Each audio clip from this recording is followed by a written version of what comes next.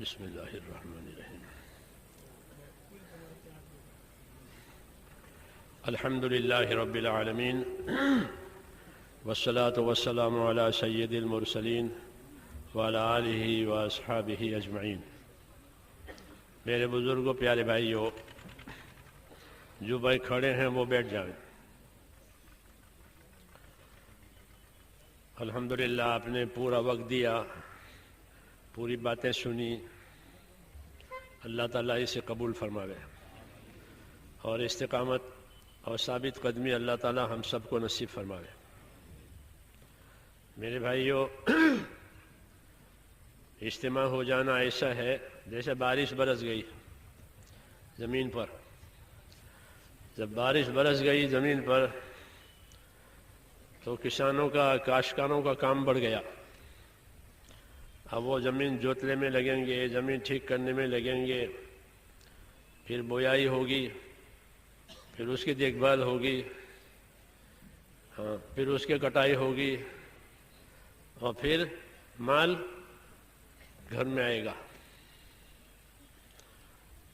یہ اجتماع کی مثال ہے کہ اجتماع ہو گیا، کام کی ساری باتیں اتنے دنوں میں آ گئی۔ اب جو اللہ کے راستے میں جائیں وہ، اور جو گھر جائیں وہ اپنے کام میں لگے، اپنے کام میں لگے کہ جس محنت کو یہاں سمجھایا گیا ہے اپنی زندگیوں میں اس کی ترتیب قائم کریں، اور ترتیب قائم کر کے ہر ہمارا بھائی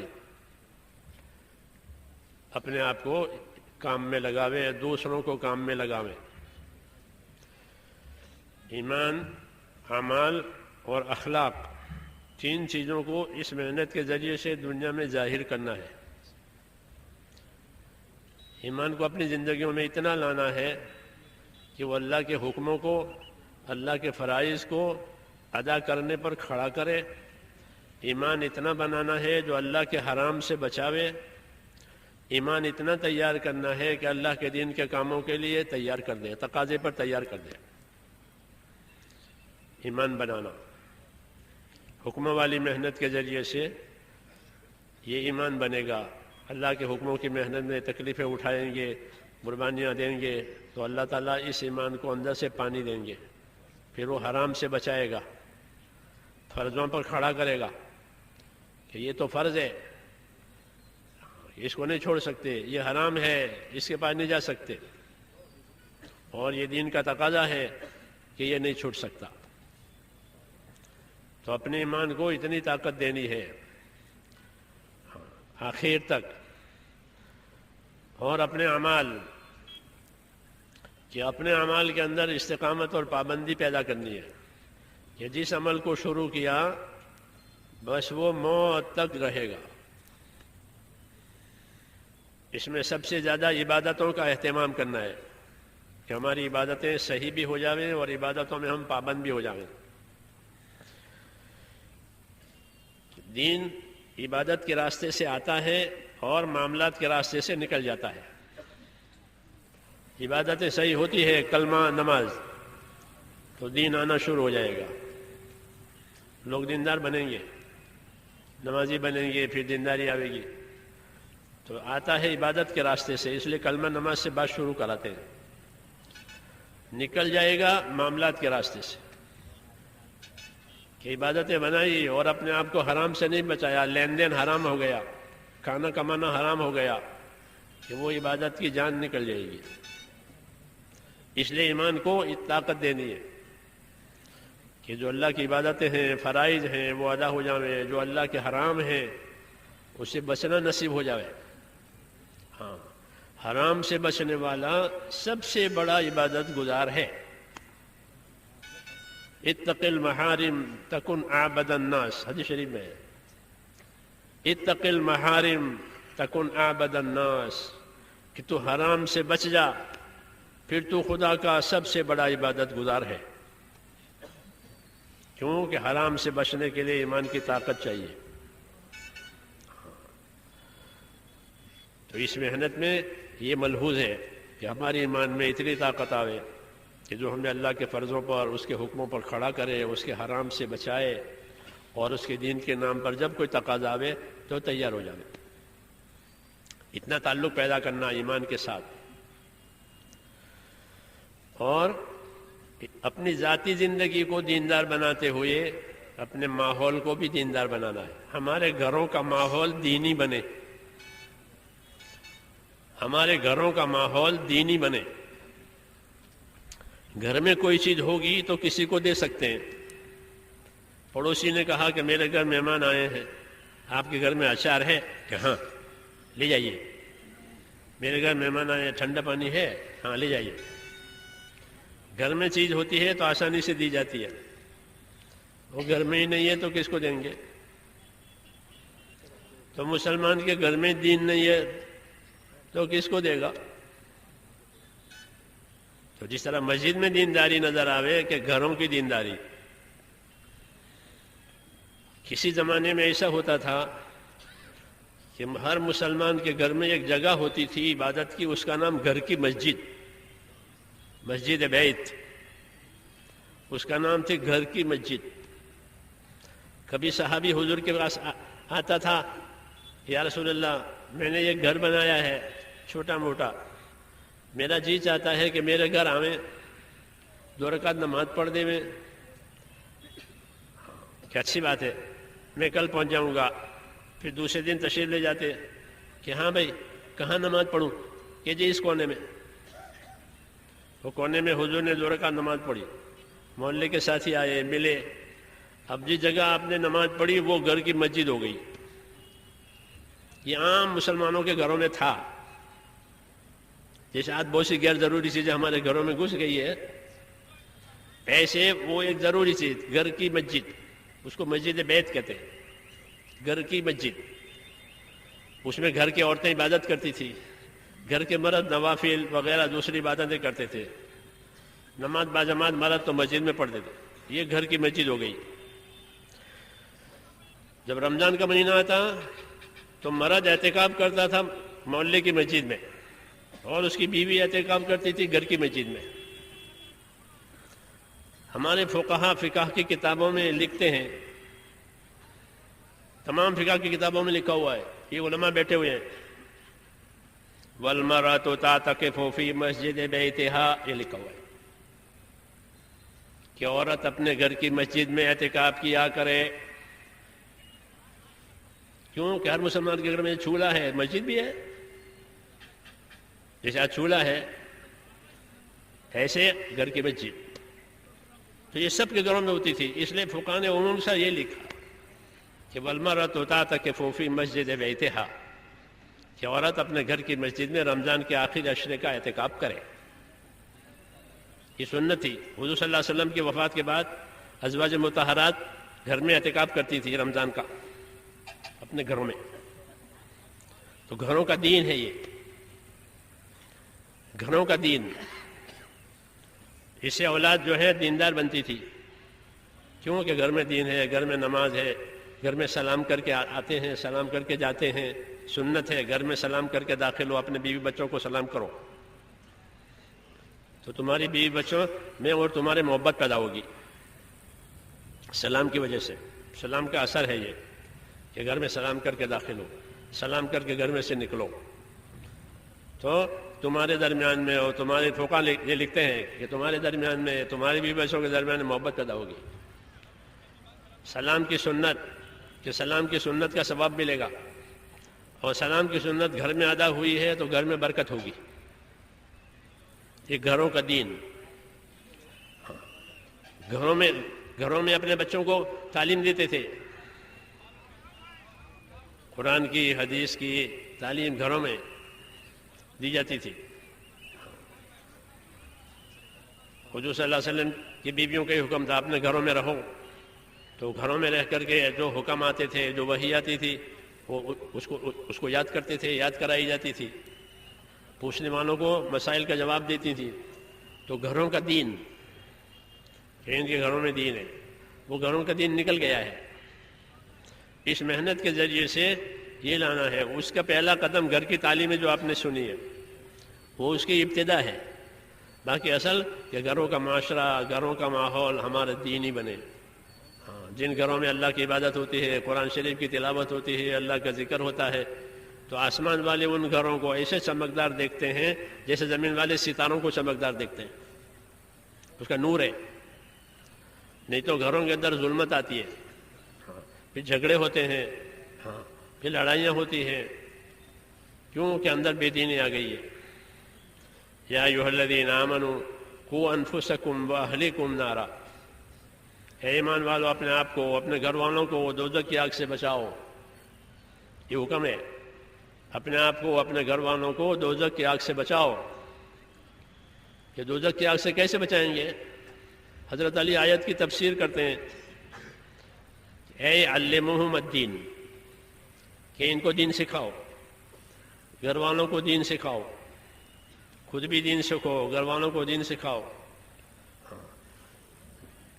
دین کی ضروری باتیں کہ اپنے گھر والوں کو سکھانا ضروری ہے۔ طہارت کے، پاکی کے مسائل کو دوسرا آدمی ہمارے گھر والی کو سکھانے نہیں آئے گا، آپ کو سکھانے پڑیں گے کہ پاکی کے یہ مسائل ہے، حید نفاس کے یہ مسائل ہے، غسل کے یہ مسائل ہے، یہ بتانا پڑے گا، نہیں تو وہ بے خبر ہے۔ تو گھروں کی تعلیم اس کی بنیاد ہے کہ اس طرح سے گھروں میں دینداری آوے، گھروں میں حقوق کی ادائیگی، گھروں میں خدمت گزاری، کہ اسے میل محبت پیدا ہوتی ہے۔ یہ کام اس کی رہبری کے لیے ہے کہ ہمارے اندر، ہمارے گھروں کے اندر، بچوں کے اندر دین آوے۔ امام غزالی رحمۃ اللہ علیہ نے لکھا ہے کہ اولاد اللہ کی امانت ہے۔ لوگ اولاد کے لیے ترستے ہیں، جن کی اولاد نہیں ہوتی وہ ترستے ہیں کہ دعا کرو ہماری گود خالی ہے، دعا کرو ہمارا گھر خالی ہے، اولاد مل جاوے، اللہ اولاد دے۔ تو اولاد نعمت بھی ہے، لیکن اولاد امانت ہے۔ یہ اولاد امانت ہے، اس کو کہاں لگایا؟ یہ عبادت کے لیے اللہ نے اس کو پیدا کیا تھا۔ بیٹا بیٹی عبادت کے لیے پیدا ہوئی تھی۔ کیوں کہ وما خلقت الجن والانس الا لیعبدون، میں نے جن اور انس کو عبادت کے لیے پیدا کیا ہے۔ تو جو بیٹا بیٹی پیدا ہوئی وہ عبادت کے لیے پیدا ہوئی ہے۔ کہاں لگایا اس کو؟ اس کی صلاحیت کو کہاں لگایا؟ کیا اس کا جواب دینا پڑے گا۔ اس لیے علماء نے لکھا ہے کہ اپنے بچوں کو ضروری دینی تعلیم دینا ضروری ہے، کہ ابتدا سے ان کا ذہن دینی رہے، پھر وہ ڈاکٹر بنے، وکیل بنے، کچھ بھی بنے، ابتدا سے اس کا ذہن دینی بنے۔ مولانا انعام الحسن صاحب رحمۃ اللہ علیہ یہ فرماتے تھے کہ ابھی کسی کے 5 بیٹے ہیں، اللہ کے دیے ہوئے 7 بیٹے ہیں، سب عالم قاری مفتی ہو جاویں، ایسا ہوتا نہیں ہے۔ سب کا مزاج الگ الگ ہے، کبھی ہو بھی جاتے ہیں، کبھی نہیں بھی ہوتے، تو کہ عالم قاری نہ ہو، حافظ مفتی نہ ہو، لیکن سب کا ذہن دینی ہو، سب کا ذہن کہ مجھے دین پر رہنا ہے، دین پر جینا ہے، یہ کرے۔ اتنی اس کو دینی تعلیم دے، اتنی ان کو دینی تربیت، تاکہ وہ اپنا دین ملحوظ رہے، پھر جو بھی روزی روزگار اس کے حلال اس کے مقدر میں ہوگا وہ کرے گا، لیکن ابتدا کہ اس کا ذہن دینی بنے، اس کا عقیدہ صحیح ہو جاوے، اس کا عمل صحیح ہو جاوے۔ دوسری کفایت اللہ صاحب رحمۃ اللہ علیہ کی کتاب تعلیم الاسلام ہے، جو تعلیم الاسلام ہمارے دیار میں بہت مشہور ہے، شاید ہی کوئی ایسا ہو جو نہیں پڑھا ہوا ہوگا، سب نے اس کو پڑھی ہے، کہ اس زمانے کے بزرگوں نے یہ کتاب لکھوائی تھی مسلمانوں کے بچوں کے لیے، تاکہ مسلمانوں کے بچے کے عقیدے صحیح ہو جاوے، ان کے اعمال صحیح ہو جاوے۔ اس میں 4 حصے ہیں، موٹے موٹے مسائل اس کے اندر ہے، عقائد کے بھی ہیں اور عبادات کے بھی ہیں، تاکہ مسلمانوں کا بچہ کہ اس کا عقیدہ، اس کا عمل یہ دینی بنے۔ جو بنیاد جو چیز بچپن میں ہو گئی وہ آخر تک رہے گی۔ من شب علی شیء شیب علیہ، عربی میں مشہور ہے کہ من شب علی شیء شیب علیہ، کہ جو جس حالت پر وہ جوانی میں آیا ہے وہی حالت بڑھاپے تک رہے گی۔ تو اگر ابتدا سے بچے کا ایمان، بچے کا عقیدہ، بچے کے عمل یہ صحیح رہے، لڑکا ہو لڑکی ہو، کہ پھر وہ آخر تک اس کے اندر دین کا اثر باقی رہے گا۔ اس لیے یہ ذمہ داری ہے کہ ہمارے گھروں کی زندگی دینی بنے، ہمارا رہن سہن دینی بنے، ہمارا رہن سہن دینی بنے۔ پڑوس میں کون ہے، پڑوس کے ساتھ کیا برتاؤ ہو، یہ کہ پڑوسی کے ساتھ کیسا رہنا چاہیے، یہ معاشرت کہلاتی ہے کہ مسلمانوں کی معاشرت، مسلمانوں کا رہن سہن، مسلمانوں کے رہن سہن کی بنیاد دین نے احسان پر رکھی ہے کہ ہمارا رہن سہن کیا ہو. ہمارا رہن سہن دوسروں سے کمانے کا نہیں ہے. ہمارا رہن سہن جو ہمارے دین نے دیا ہے وہ دوسروں کے ساتھ احسان کرنے کا ہے. معاشرت اس کو کہتے ہیں، رہن سہن، کہ مسلمانوں کا معاشرہ، مسلمانوں کا رہن سہن کہ کیا بنیاد ہے؟ کہ اس کی بنیاد دوسروں پر احسان کرنا ہے، کہ ہماری ذات سے، ہمارے مال سے، ہمارے ہاتھ سے دوسروں پر احسان تو ہو، دوسروں کا نقصان نہ ہو. یہ معاشرت ہے. اس معاشرت پر دین قائم ہوگا. جب مسلمانوں کی معاشرت بگڑ جائے گی پھر دین قائم نہیں ہوگا، ان کو خود اپنے دین پر چلنا مشکل ہو جائے گا. اس محنت سے معاشرہ دینی بنتا ہے، ماحول دینی بنتا ہے. کیوں کہ اس میں ایمان کی بات ہے، اعمال کی بات ہے، علم کی بات ہے، ذکر کی بات ہے، اکرام اخلاق کی بات ہے، اخلاص کی بات ہے. اس سے جو معاشرہ بنے گا، ماحول بنے گا، وہ دینی بنے گا. کہ اس سے لوگوں کے سامنے دین آئے گا کہ یہ دین ہے ان کا دین انہوں نے یہ سکھاتا ہے. عبداللہ بن عمر رضی اللہ تعالیٰ عنہ اپنے گھر والوں سے بار بار پوچھتے تھے کہ پڑوسی کے ہاں کیا بھیجوایا، پڑوسی کو کیا دیا. کہ کون بزرگ پڑوس میں رہتے ہیں کہ ان کے لیے اتنا اہتمام ہے؟ کون بزرگ پڑوس میں رہتے ہیں؟ تو کوئی بزرگ پڑوس میں نہیں رہتا تھا، پڑوس میں یہودی تھا. اس یہودی کے لیے یہ بات ہوتی کہ اسے گھر کچھ بھیجوایا، اس کو کچھ دیا. کہ کیوں کہ ہم کو ہمارے دین نے پڑوسی کے ساتھ احسان کرنے کا حکم دیا ہے، چاہے وہ یہودی ہو کوئی بھی ہو. یہ معاشرہ کہلاتا ہے کہ ہمارا معاشرہ ہے، ہمارا ماحول ہے احسان. تو جو ہماری معاشرت اور ماحول ہے اس کی بنیاد احسان پر رکھی گئی ہے کہ مسلمانوں کو احسان کرنا سکھایا کہ اپنی ذات سے نفع پہنچاؤ. معاشرت کے حکم دیے ہیں، جیسے عبادت کے حکم دیے ہیں، معاشرت کے اور رہن سہن کے حکم دیے ہیں کہ رہن سہن میں ایسے رہو تاکہ دوسروں کے حقوق پامال نہ ہو اور اپنی طرف سے احسان ہو. تو پھر احسان پھیلے گا، بھائی چارہ بنے گا، اور بھائی چارے میں دین کا پہنچانا، دین کا لینا دینا آسان ہو جائے گا. اور جب بھائی چارہ ختم ہو جائے گا، نفرتیں ہوگی، پھر دین دینا لینا مشکل. تو ہمارا ماحول یہ دینی بنے. ہمارے معاملات، معاشرت کے بعد معاملات ہوتے ہیں، لین دین اس کو کہتے ہیں. کہ لین دین کی کیا بنیاد ہے؟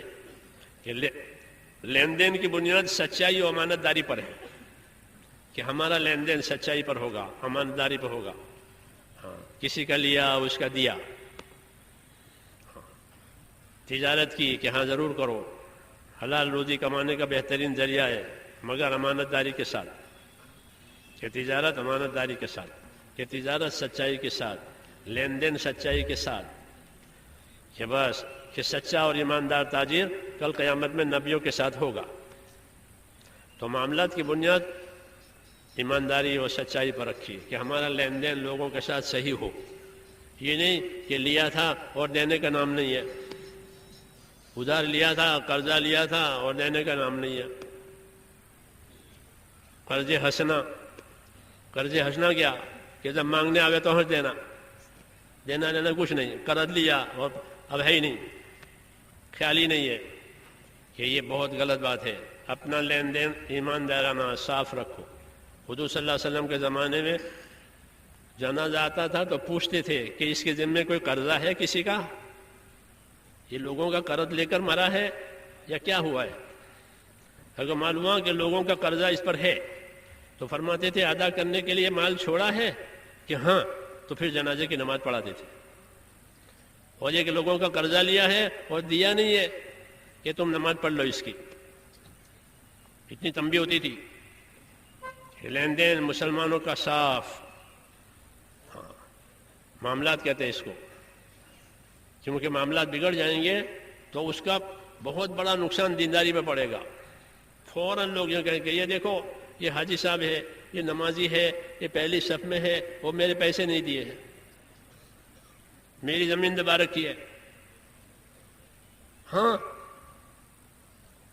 تو لوگوں کے تانے پڑیں گے وہ لوگوں کے تانے انہیں دین میں آگے نہیں بڑھنے دیں گے. کیوں؟ کہ ان کے معاملہ صحیح نہیں ہے. دین کی محنت کے ذریعے سے یہ تمام لائنیں صحیح بنانی ہے. یہ خالی 5 کام کی بات نہیں ہے.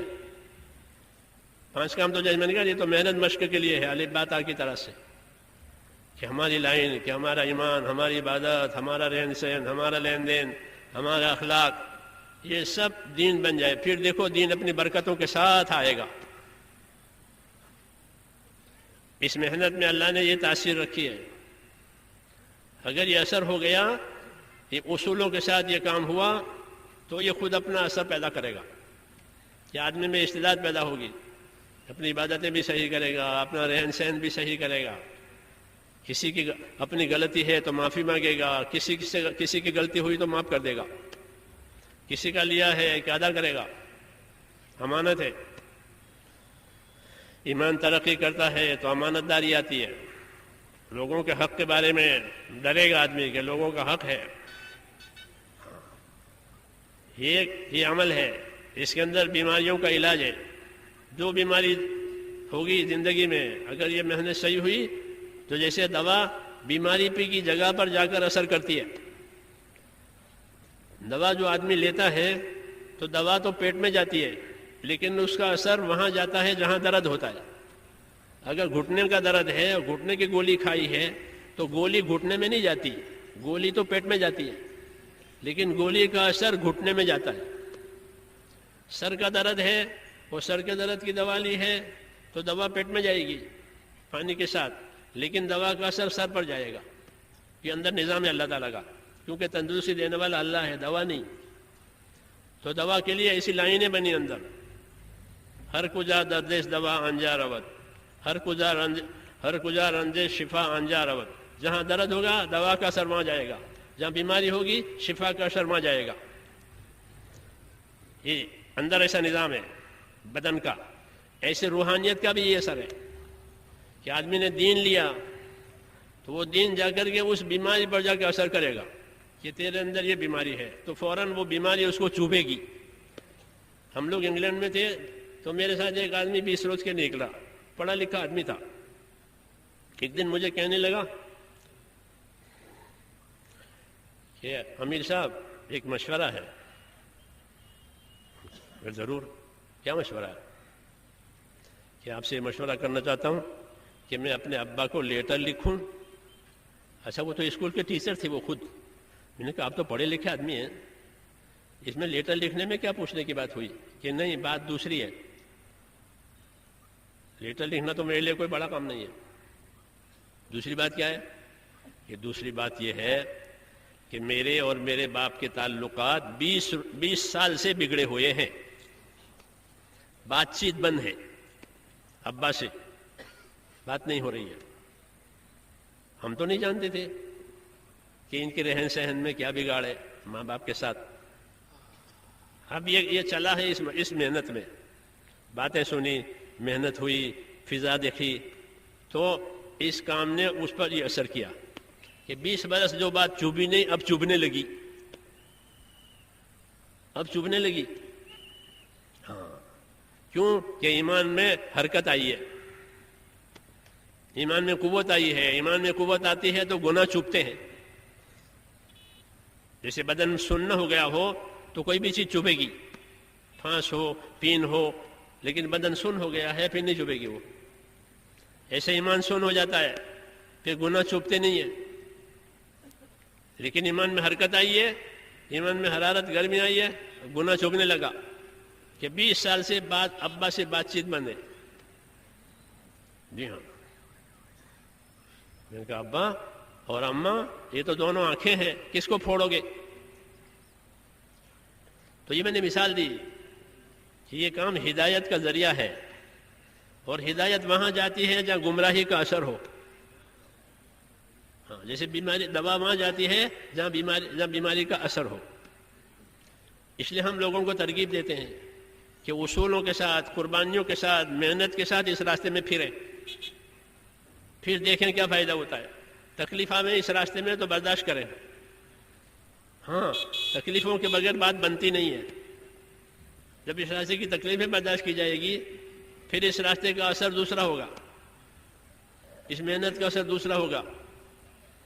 ہاں کہ فاسق کو توبہ ملے گی، گنہگار کو توبہ ملے گی. ہاں اور پہلے سے پابند ہے تو پرہیزگار ہو جائے گا. یہ ہوتا ہے.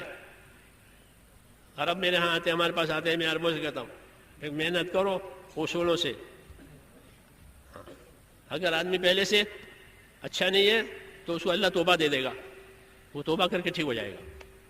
اور پہلے سے بہتر ہے تو پرہیزگار ہو جائے گا، متقی ہو جائے گا. اللہ تعالیٰ اس کو تقویٰ پرہیزگاری دیں گے. اس لیے ہم اپنے بھائیوں سے یہ عرض کرتے ہیں کہ محنت میں لگے، ہر ایک لگے، ہر ایک کو اپنی صلاحیت کے مطابق فائدہ ہوگا، ہر ایک کو اپنی صلاحیت کے مطابق فائدہ ہوگا. جیسے زمین ہے نا، بعض زمین زعفران کی ہوتی ہے، بعض زمین جو کی ہوتی ہے، بعض زمین ایسے ادرک کی ہوتی ہے، اس میں ادرک پیدا ہوتا ہے، زعفران پیدا ہوتا ہے.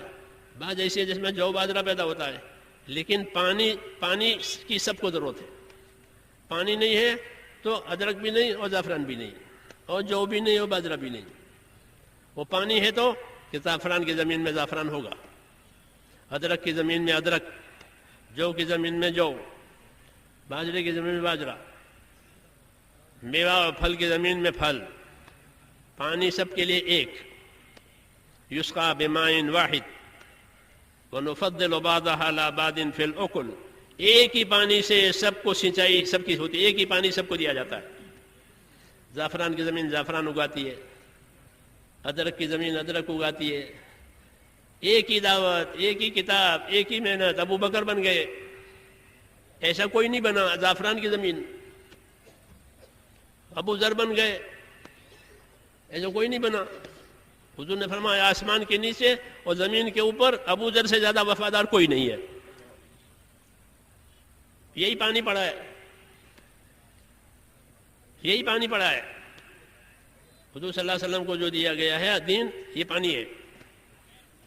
جب لوگ اس کو محنت کر کے لیں گے تو اپنی اپنی صلاحیتوں کے حساب سے اس کے ثمرات، اس کے اثرات ظاہر ہوں گے. اس لیے ہم بشارتیں سناتے ہیں، اور بشارت سنانا یہ ہمارا کام ہے. مسلمانوں کو بشارتیں سناؤ، خوشخبریاں دو. حضور نے فرمایا بشارتیں سناؤ تاکہ لوگ خوشی خوشی کام کریں. نفرتیں مت دلاؤ نہیں تو کٹ جائیں گے. اپنے آدمیوں سے فرماتے تھے جب بیچتے تھے کہ لوگوں کو نفرتیں نہ دلاؤ، ایسا ڈھنگ نہ اختیار کرو کہ لوگوں کو نفرت ہو جائے، لوگ پریشان ہو جائیں. بشارتیں سناؤ، خوشخبریاں بتاؤ، اللہ کے انعامات بتاؤ، ان کی خدمت کرو، ان کے دل جیتو، اور دل جیت کے ان کام پہ لگاؤ. پھر دیکھو ایک ایک آدمی کتنا کام کر لے گا، اس کی صلاحیت ہے. نہیں تو صلاحیت دو چار پیسوں میں چلی جائے گی. ماں باپ نے پیسے کمانے پر لگایا، صلاحیت کا بچہ تھا، صلاحیت کا بچہ تھا، اس کو ان کوڑیوں میں لگا دیا تو زعفران کی زمین میں طہارت خانہ بنا دیا. یوں اس لیے امام غزالی نے فرمایا تمہاری اولاد امانت ہے، جس طرح نعمت ہے امانت ہے کہ ان کی صلاحیتوں کو دین پر لگواؤ تاکہ وہ تمہارے لیے صدقہ جاریہ بنے، تمہارے مرنے کے بعد دعا کرے، اور تمہارے مال سے حقوق ادا کرے، تمہارے مال سے حقوق ادا کرے، تمہارے مال سے احسان کرے. یہ کیوں؟ کیونکہ دین آیا. تو یہ دین ہے میرے بھائیوں. بارش کے پانی کی طرح سے حضور نے فرمایا، میں نہیں کہتا. مثل ما بعثنی اللہ من العلم والہدى کمثل غیث. جو علم و ہدایت پروردگار نے مجھے بھیجا ہے، فرمایا وہ بارش کے پانی کی طرح سے. تو بارش کے پانی سے زعفران بھی، ادرک بھی، جو بھی، باجرہ بھی، پھل بھی، سب چیزیں. پانی کے بغیر کچھ نہیں. وجعلنا من الماء كل شيء حي. ہر چیز پانی سے زندہ ہوتی ہے. ایسے نبوت کے راستے سے جو ملا ہے دین، علم، عمل، اخلاق، اخلاص، اس کی محنت، یہ ہے پانی. اسی سے پرورش ہوگی. ابو ذر بھی بنے، ابو ذر بھی بنے، ابو بکر بھی بنے، عمر فاروق بھی بنے، اور کون کون بنے. ہاں اسی پر پانی پڑا. جاہلیت کی زمین تھی، اس میں سے اللہ تعالیٰ نے ایسے ایسے بندے پیدا کیے کہ دنیا کو ان کے ذریعے سے ہدایت ہو گئی، اور دنیا کی فضا بدل گئی، دنیا میں حق آ گیا، روشنی ہو گئی، حقوق ادا ہو گئے، سلامتی آ گئی. ہاں سلامتی آ گئی. ایک آدمی عراق سے مدینہ آیا تو ان کی خیر خبر پوچھی، بھائی سفر اچھا ہوا؟ کہ الحمدللہ میرا سفر بہت اچھا ہوا، کوئی تکلیف تو نہیں ہوئی؟ کہ نہ مجھے کوئی تکلیف نہیں ہوئی. میں نے وہاں سے لے کر کے یہاں تک 2000 کلومیٹر کا فاصلہ ہے آج کے حساب سے، کہ میں نے وہاں سے لے کر کے یہاں تک تمام لوگوں کو ایسا دیکھا جیسے سب ایک ماں باپ کی اولاد ہے. میں نے لوگوں کو ایسا پایا کہ سب ایک ماں باپ کی اولاد ہے. مجھ کو بھی انہوں نے اجنبی نہیں سمجھا کہ یہ اجنبی ہے، مسافر ہے، پردیسی ہے، سب ایک ماں باپ کی اولاد. تو جو بزرگ اس کی حالت سن رہے تھے انہوں نے فرمایا ذاک ایمان، یاد رکھو یہ ایمان پھیلا ہے، اس لیے بھائی ہو گئے ہیں، اس لیے ایک ماں باپ کی اولاد نظر آتی ہے، اس لیے ایک احسان اکرام کا معاملہ کر رہے ہیں. ورنہ جاہلیت کا زمانہ ہوتا تو مسافر کو لوٹ لیتے تھے اور پھر مسافر کو بیچ بھی دیتے تھے بازاروں میں لے جا کر کے. لوگ اس کو غلام بنا کر خریدتے تھے اور اس سے غلامی کراتے تھے کہ ہمارا غلام ہے. وہ تو بیچارہ کوئی پردیسی مسافر تھا، لوٹ لیا اور اس کا مال بھی لیا، اب اس کے پاس کچھ نہیں ہے، اس کو بازار میں بیچ دیا. یہ تھا. اور اب تمہارا اکرام ہوا کہ ذاک ایمان، کہ ایمان پھیلا ہے، اس لیے بھائی نظر آتے ہیں. بڑا مجمع ہے، یہ بڑا کتنا بڑا مجمع ہے، کوئی کنٹرول کرنے کی ضرورت ہی نہیں ہے. ہم لوگ امریکہ میں تھے تو بڑا اجتماع ہوا ڈیٹروئٹ میں، سال خوب محنت ہوئی تھی. تو بڑا مجمع، پولیس آئی کہ آپ کی گیدرنگ بہت بڑی ہے، کتنا فورس چاہیے آپ کو حفاظت کے لیے؟ ہمارے ساتھیوں نے کہا ہمیں تو کچھ نہیں چاہیے، باقی آپ کا ملک ہے، آپ کو جو انتظام کرنا وہ کرو، ہم کو تو ضرورت نہیں ہے ہمارے مجمع کے لیے. کیوں کہ ہمارے مجمع کی معاشرت محمدی معاشرت ہے، بھائی چارے کی معاشرت ہے. ایک دوسرے کالے ہیں، گورے ہیں، عرب ہیں، عجم، مختلف تھے. 12,000 آدمی تھے آسمان کے نیچے. تو ہمارے تو کوئی فرض کی ضرورت نہیں ہے ہمارے مجمع کی حفاظت کے لیے. تو رہا اجتماع 3 روز تک. قاضی عبدالوہاب صاحب تھے، وہ ان سرکاری آدمیوں کا خوب اکرام کرتے تھے، وہ کھلانا پلانا. یہ تو لوگ حیران رہ گئے 3 دن میں کہ اتنا بڑا اجتماع، اتنی بڑی گیدرنگ اور کچھ نہیں ہوا، اور لوگ صحیح سلامت اپنا اپنا کام کر کے چلے بھی گئے. وہ مختلف رنگ کے، مختلف زبانوں کے، سب ساتھ کھاتے ہیں، سب ساتھ پیتے ہیں، سب ساتھ سوتے ہیں، سب نماز پڑھتے ہیں، سنتے ہیں، اور کوئی کمپلین نہیں ہے. تو کیا بات ہے کہ یہ محمد صلی اللہ علیہ وسلم کی معاشرت ہے. محمد صلی اللہ علیہ وسلم والا یہ طریقہ ہے کہ اسے لوگ اللہ کے بندے بنتے ہیں اور آپس میں بھائی بنتے ہیں. یہ ہے کونوا عباد اللہ اخوانا. حضور فرماتے تھے کونوا عباد اللہ اخوانا، کہ اللہ کے بندے رہو، آپس کے بھائی رہو. پھر کیا جھگڑا ہے؟ کوئی جھگڑا نہیں. کسی کی چیز مل جاتی تھی تو اعلان ہوتا تھا کہ کوئی امانت ملی ہے، امانت کے کمرے میں سے نشانی بنا کر کے لے جاؤ، اپنی نشانی بتا کے لے جاؤ. ہاں، چوری چکاری کا کوئی خطرہ ہی نہیں، سب امانت دار ہیں، سب ایمان والے ہیں. جو کوئی کسی کے مال پر ہاتھ نہیں ڈالے گا، کسی کے آبرو پر ہاتھ نہیں ڈالے گا، کسی کی جان پر ہاتھ نہیں ڈالے گا. تینوں چیزیں محفوظ ہو جاتی ہے جب اسلام اور دین قائم ہوتا ہے. تو جان مال آبرو کی سلامتی، یہ دین کی نقد برکت ہوتی ہے. تو اس کے فائدے تو بہت ہیں. مولانا اجلیہ صاحب فرماتے تھے کہ بہت فائدے ہیں، میں کتنے بتاؤں، اور کون سمجھے گا. اس لیے میرے بھائیو سیدھی بات ہے کہ ہم سب ارادے کریں کہ اپنے آپ کو دیندار بنائیں گے. ہاں، دیندار بنانا پہلا فریضہ ہے. پھر بعد میں مالدار ہو جانا، زمیندار ہو جانا، دکاندار ہو جانا، وہ بعد میں. پہلے دیندار. جیسے پہلے آدمی تندرست، پھر سے کھانا اور پینا. تندرستی نہیں تو کیا کھائے گا؟ ایک تندرستی 1000 نعمت. ہمارے اردو میں کہتے ہیں ایک تندرستی 1000 نعمت. تندرستی نہیں ہے تو پھر کچھ نہیں، دنیا کی نعمت ہے. ایسا ایمانداری نہیں ہے کہ پھر دنیا کے اندر بربادی ہے، ہر جگہ جا کے گنہگار بنے گا. کیوں؟ ایمانداری نہیں ہے، دینداری نہیں ہے، تو ہر جگہ گنہگار بنے گا. بیمار جو بھی چیز کھاوے بیماری بڑھے گی. ہر سے غیرت علت علت شبت، یہ بیمار جتنی بھی چیزیں ہیں وہ بیماری بڑھاوے گی. ایسے بے دینی ہوئی، فساد ہوا زندگیوں میں، تو جو بھی کام ہاتھ میں لے گا اس میں فساد آئے گا. اور ایماندار ہے تو، دیندار ہے تو اپنی ہر چیز کو پھونک پھونک کر کے صاف صاف کر کے لے گا اور دے گا. کیونکہ اس کو اللہ کو جواب دینا ہے، لوگوں کو نہیں جواب دینا ہے، اللہ کو جواب دینا ہے. اس لیے دینداری پہلی، سب سے پہلے دینداری، اور سب سے آخر میں بھی دینداری. کیوں کہ قبر میں ہر آدمی کو اللہ اس کا دین پوچھے گا کہ اپنا دین بتاؤ، کیا قبر میں کیا لے کر آئے ہو، ماں دینوں کا، اپنا دین بتاؤ. تو اول آخر دین ہے. بچہ پیدا ہوتا ہے تو اس کے کان میں اذان کہی جاتی ہے، یہ دین آ گیا. اور مرنے لگے تو کلمہ یاد دلاؤ، اور کلمہ پڑھ کے مرے. اول آخر دین ہے، نہیں تو فساد ہے.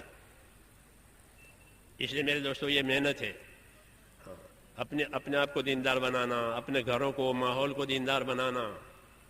ہمارے شہر میں لوگ دیندار بنے، کوئی بھی نمازی نہ رہے ہمارے ماحول میں، اور دنیا میں دین جاوے.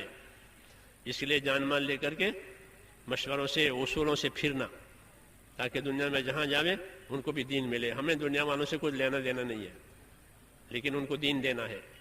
اس لیے ہمارے ذمے پورے عالم کی ذمہ داری ڈالی گئی ہے. خود بھی بنو، اپنے ماحول کو بھی بناؤ، اور سارے عالم میں دین پہنچے، اس کی فکر کرو. اس لیے دین سیکھنا اور دین سکھانا، دین پر رہنا اور دین کے لیے پھرنا. اگر یہ ہوا تو اللہ تعالیٰ اپنی قدرت سے دینداری لاوے گا. اللہ کے لیے کوئی مشکل نہیں ہے. والذین جاہدوا فینا لنہدینہم سبلنا، کہ جو ہماری نسبت سے محنت کریں گے، اپنے راستوں کی ہدایتیں ہم انہیں ضرور دیں گے. اللہ کا وعدہ ہے. اس لیے اس وعدے پر یقین کرتے ہوئے اپنے آپ کو میرے بھائیوں پابند کریں.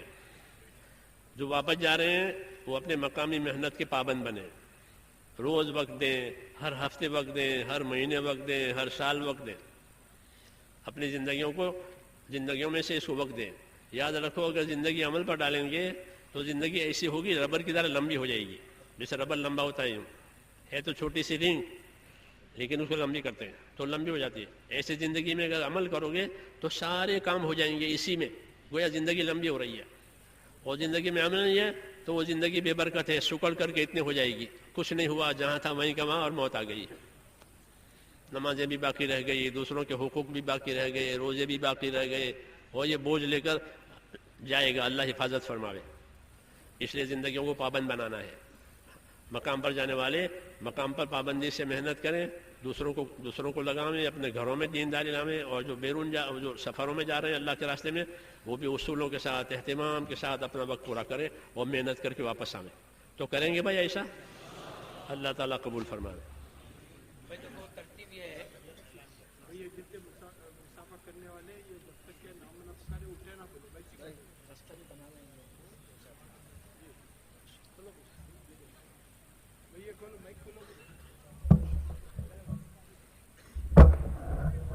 جتنے ساتھی ہیں سکون سے بیٹھیں دعا کے بعد، اور جب تک نام نہ پکاریں اٹھنے کی کوشش نہ فرمائیں. دوسری گزارش یہ ہے کہ مصافحہ، دعا اور مصافحے کے بعد جب مجمع جائے گا ذرا ترتیب ہو تاکہ سب کے لیے آسانی ہو. پہلے ہمارے حضرات تشریف لے جائیں گے، ان کا وقت بہت قریب ہے، بہت آگے جانا ہے. دوسرا، پہلے پیدل جانے والے جائیں گے، پھر اس کے بعد ٹو ویلر، اسکوٹر وغیرہ جائیں گے، اس کے بعد کار، اس کے بعد بس اور ٹرک. اس کا پورا خیال رکھیں، ایک دوسرے کا تعاون فرمائیں. بھائی دیکھو، دعا کے لیے سب ساتھی بیٹھے، پرچے آپ کو تشکیل میں دیے جائیں گے. مصافحے کے بعد یہاں سے رستہ بنے گا اور تشکیل میں ساری جماعتیں رکیں گی. ساری جماعتوں کے پرچے امیر معاون کو وہاں ملاقات کرائیں گے. لہٰذا دعا کے بعد سارے جانے والے ساتھی تشکیل کے پنڈال میں تشریف رکھے، وہاں آپ کو پرچے آپ کے نام کے ساتھ دیے جائیں گے. اور دعا کا رستہ ایسا بنا دے، اطمینان سے سارے ساتھی انشاءاللہ مصافحہ ہوگا اور سکون سے جائیں گے. بھائی دعا ہو رہی، سارے ساتھی آ جائیں. چاروں طرف جتنا مجمع ہے میں دعا کے لیے تشریف رکھیں، تشریف لا لیں. ہاں بھائی سارے ساتھی تشریف لا لیں اور تشریف رکھیں، دعا کا وقت ہے. بھائی انشاءاللہ ابھی مصافحہ جماعتوں کا شروع ہو رہا ہے، دعا ہوگی اس کے بعد مصافحہ ہوگا. یہ جو اعلانات کیے گئے ہیں، پہلا دعا کے بعد جو حضرات آئے ہیں وہ حضرات تشریف لے جائیں گے، نظام الدین والے. اس کے بعد پیدل مجمع جائے گا. پیدل مجمع کے بعد جو اسکوٹر، ٹو ویلر سے ان کو وہ جائیں گے. پھر اس کے بعد کار، اور آخر کے اندر لوری اور بس سے جو مجمع آیا ہے وہ تشریف لے جائیں گے. اور دعا کے بعد مصافحے میں مجمع جو باہر جو جماعتوں میں نہیں جا رہے ہیں وہ اپنی ضروریات سے فارغ ہو جائیں یا تیاری کریں، یا بیٹھ کر مصافحہ ہوتا ہوا دیکھیں، لیکن کوئی کھڑا نہ رہے. اور یہ جو مجمع رسی کے اندر ہے یہ مجمع بھی کھڑا نہ رہے، ایک ایک ضلع والوں کو اٹھائیں گے اور ایک ایک ضلع کی جماعتوں کا مصافہ ہوگا اور وہ تشکیل کے پنڈال میں جائیں گے. تھوڑی سی یہاں سے سہولت کر دینا کہ ان کے جانے میں آسانی ہو.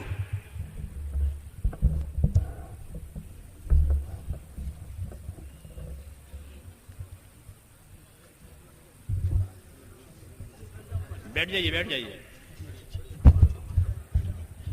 بیٹھ جائیے.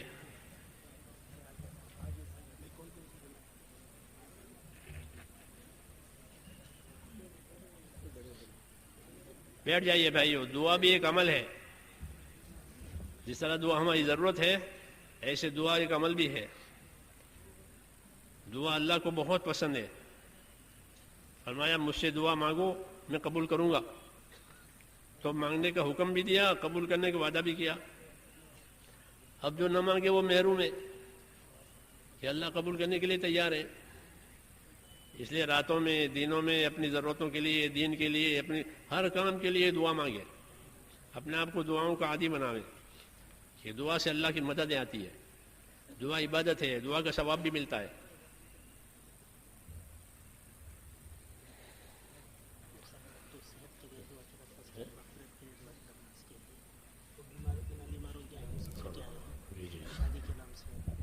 بہت اچھی بات.